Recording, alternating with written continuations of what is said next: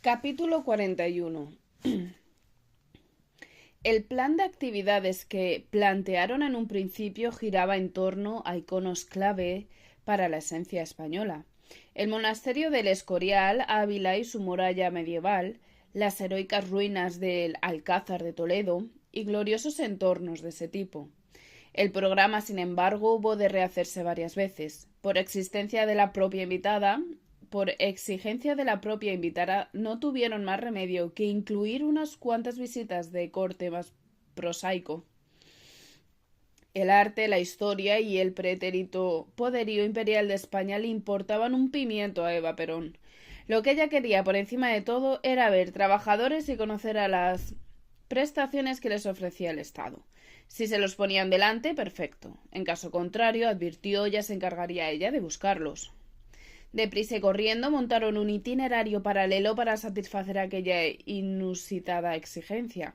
Con la esposa del generalísimo por compañía la llevaron a un hogar para niños del auxilio social y a inaugurar un consultorio del seguro de enfermedad, a una escuela de capacitación profesional para obreros y a una colonia de casas dependientes del Instituto Nacional de la Vivienda.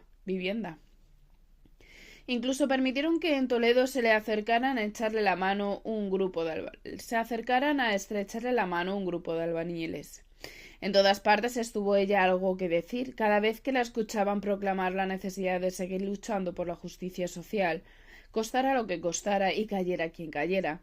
A doña Carmen y a las autoridades que la acompañaban se les ponían los pelos como escarpias. Yo, mientras tanto, continuaba haciendo juegos malabares entre aquellos eventos, las escapadas para ver a mi hijo y las apariciones que iba preparando para transmitir a Cabana. Tras las primeras jornadas me di cuenta, además, de que cada vez eran menos numerosos los periodistas extranjeros. Para contrariedad de la Oficina de Información Diplomática de Diego Tobar, tras el acto de la Plaza de Oriente, la prensa internacional había vuelto a criticar con saña a los regímenes de los generales Perón y Franco, relatando el despliegue de corte pseudo-fascista del que habían sido testigos en el Palacio Real, incidiendo en la represión y la miseria del país, y en los gastos estratosféricos que estaba generando aquel homenaje.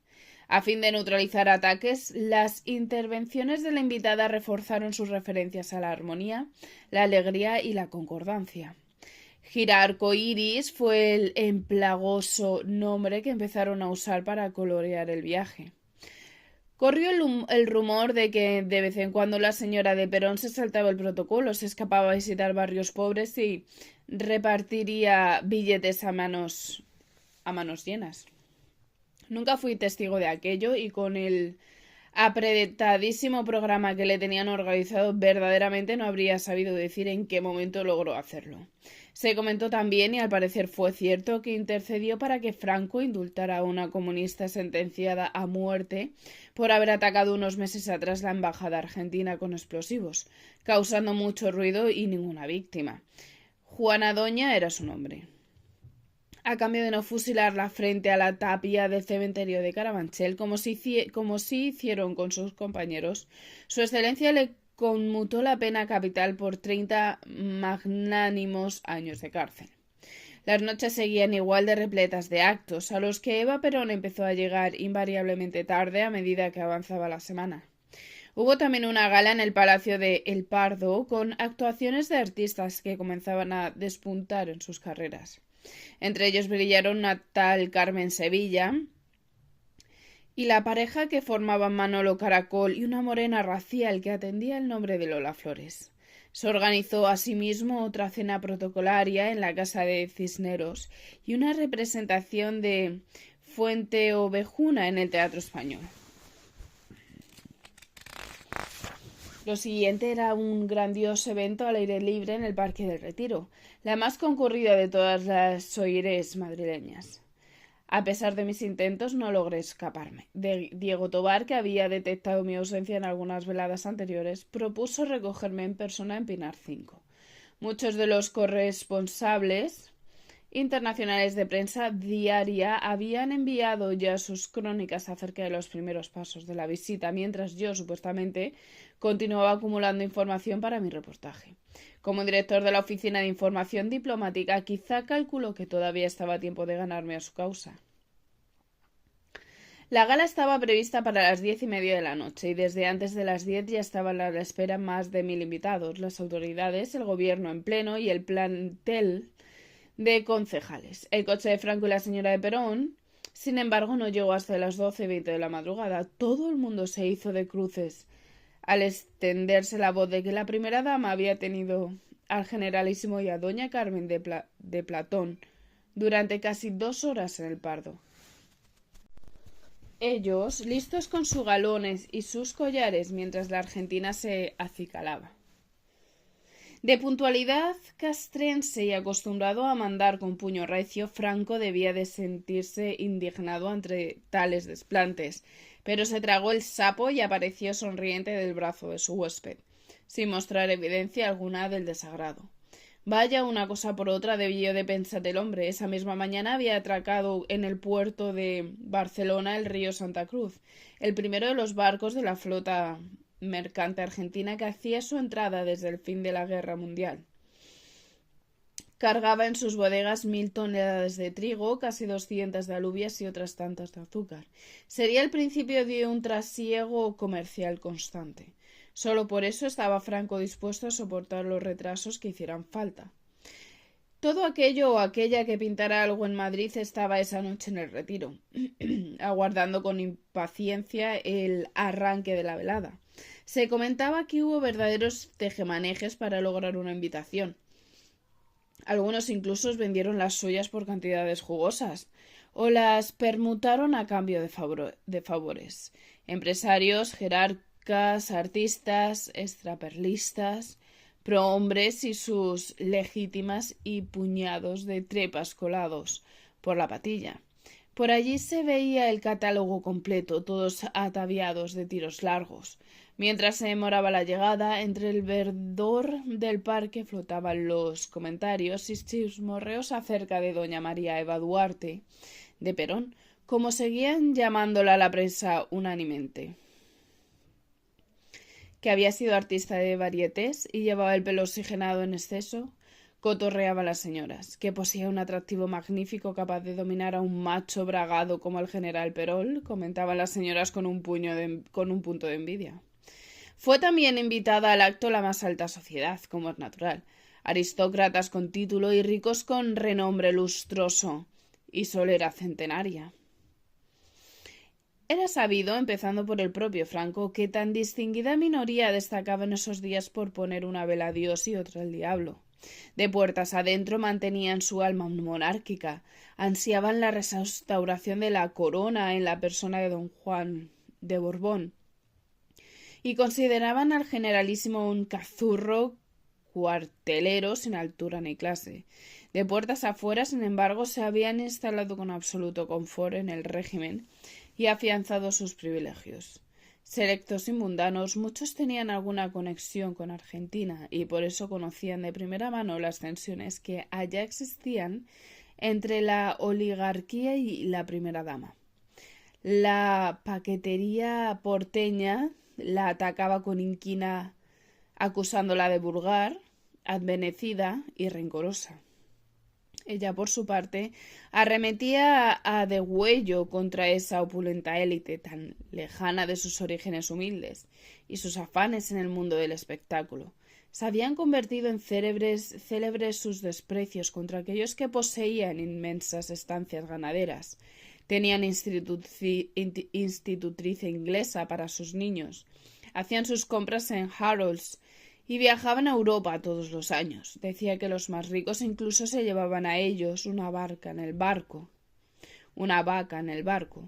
Estirpes que se apellidaban Álzaga, Anchorena, Unzué, Larreta, Martínez de Hoz, Blaquier, Uriburu o Lezica,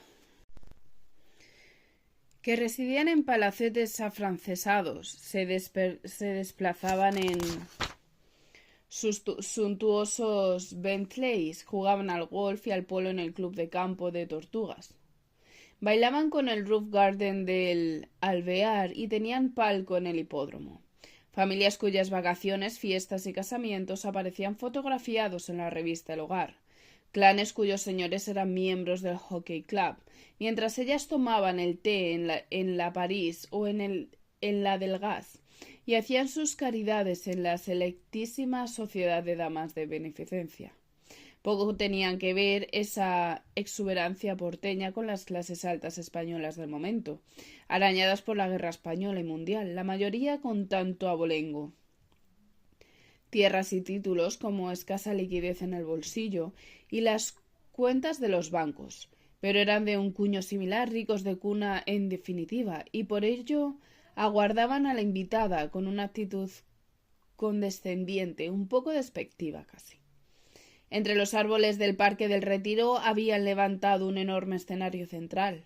Alrededor, multitud de sillas, mesas y manteles, camareros y guirnaldas de luces.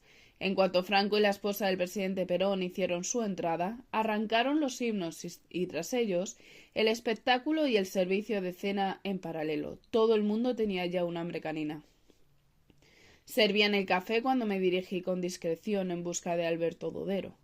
Afectuoso y galante me presentó a otras 2 piezas claves del séquito de Eva Perón, que yo ya había identificado en el acto del Palacio Real y acerca de las cuales sentía una enorme curiosidad, la acompañante y el hermano.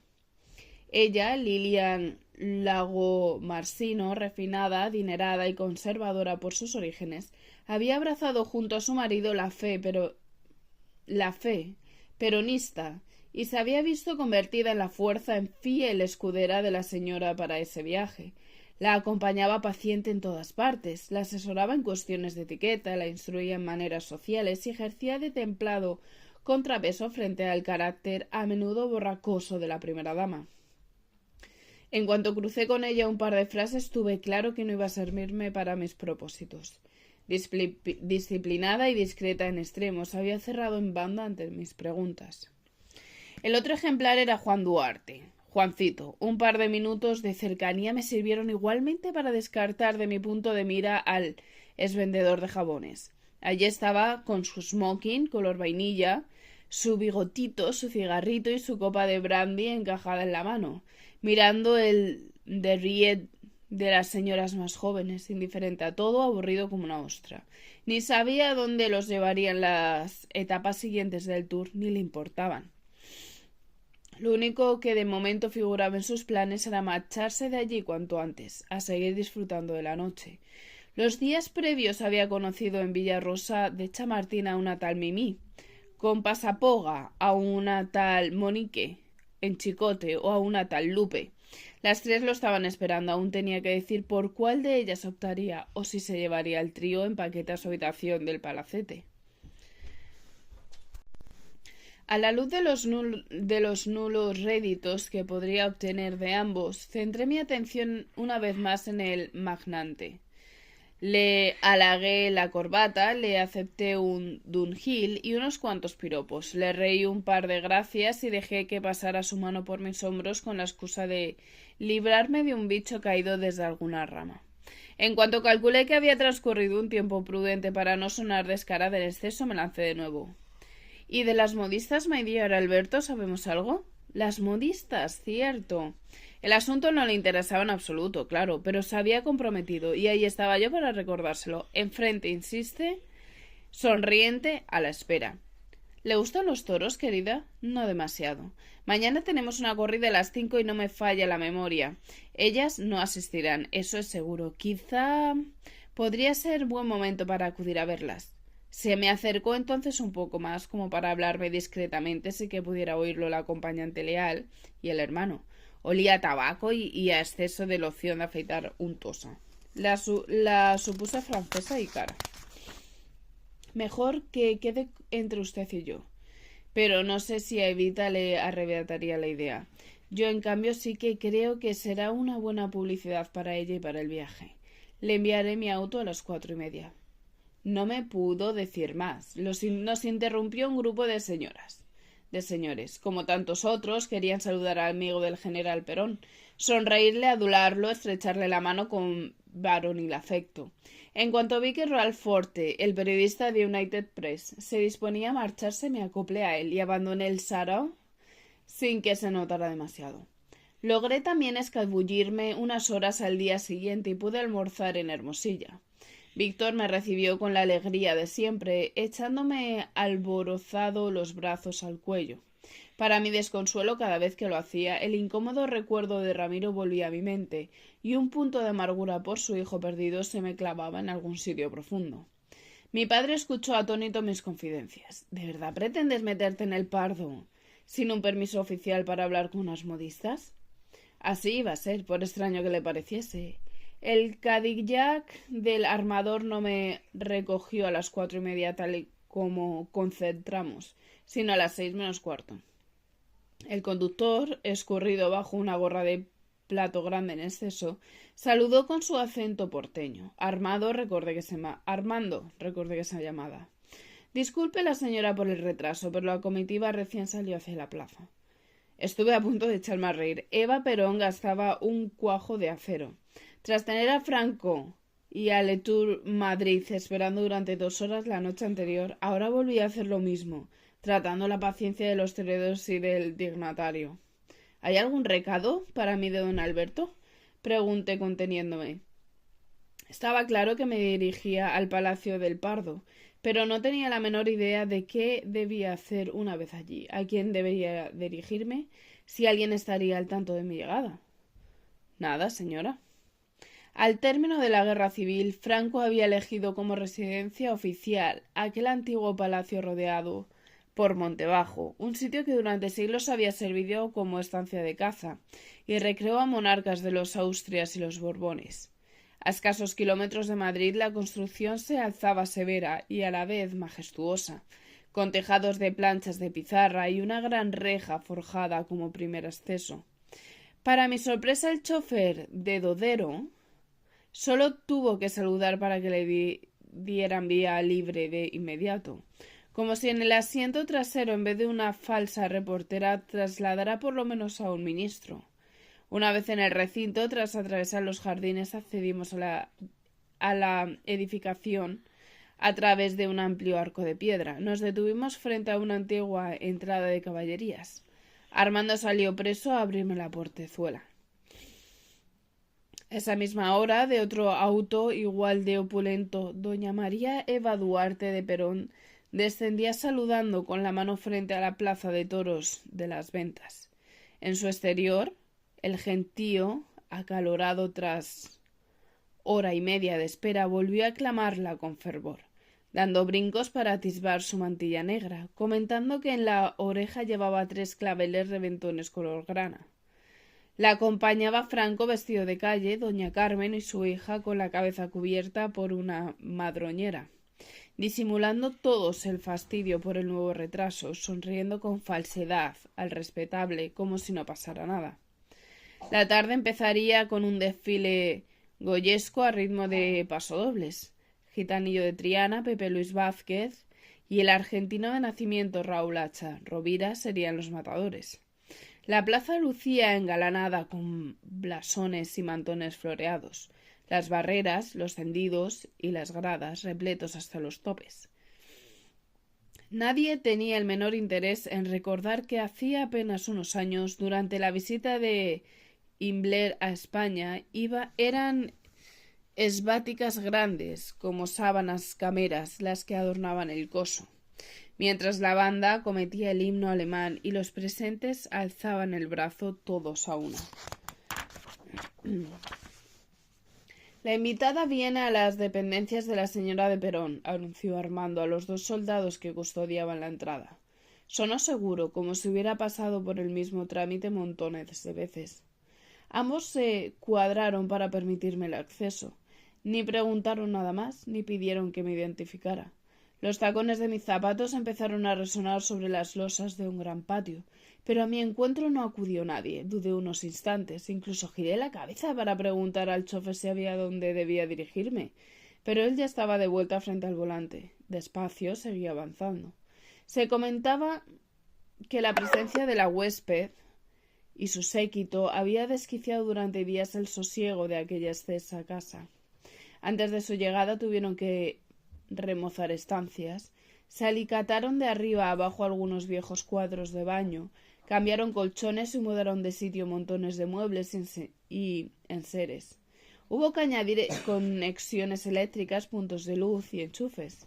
Tendieron nuevas líneas telefónicas y pasaron cables a través de los tejados y las ventanas.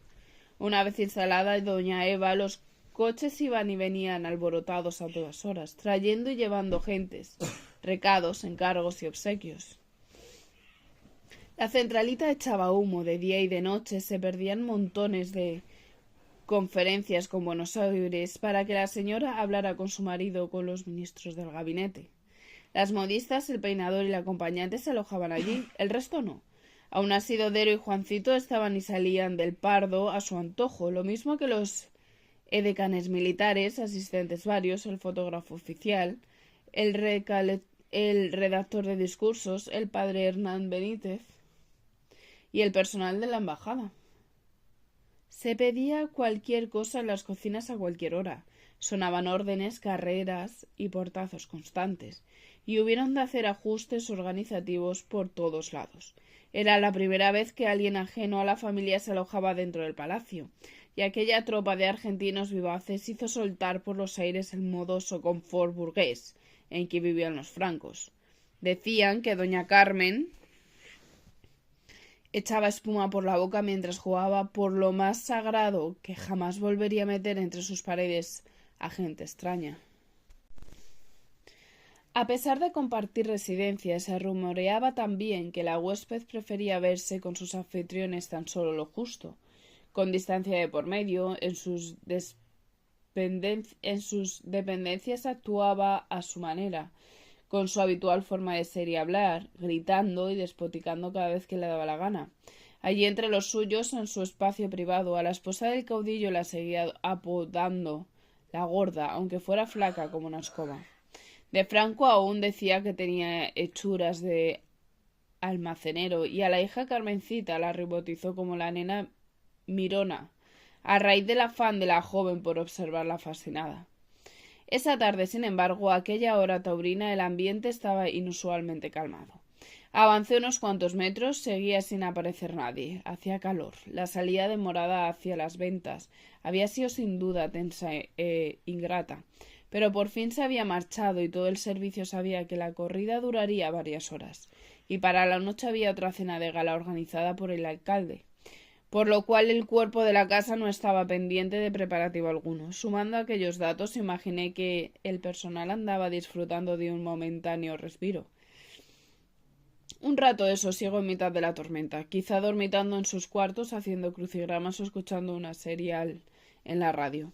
Continué despacio, con la garganta seca y el estómago prieto. Estaba adentrándome en la residencia oficial del jefe del Estado español, uno de los próceres más controvertidos del planeta, reputado por no tener la más mínima de clemencia con aquellos que lo contrariaban. En mi bolso llevaba un pasaporte británico con nombre inventado y una credencial de la BBC, una corporación extranjera para la que en realidad yo no trabajaba. Nadie me había invitado ni autorizado a acceder a ese edificio, más allá de un ricachón argentino acostumbrado a hacer y deshacer a su antojo, movido tan solo por la osadía que da el dinero. Mi misión era buscar a dos anónimas modistas, dos simples trabajadoras. Ni siquiera se trataba de ilustres huéspedes. Si hubiese habido un siniestro premio en juego, yo habría llevado todas las papeletas.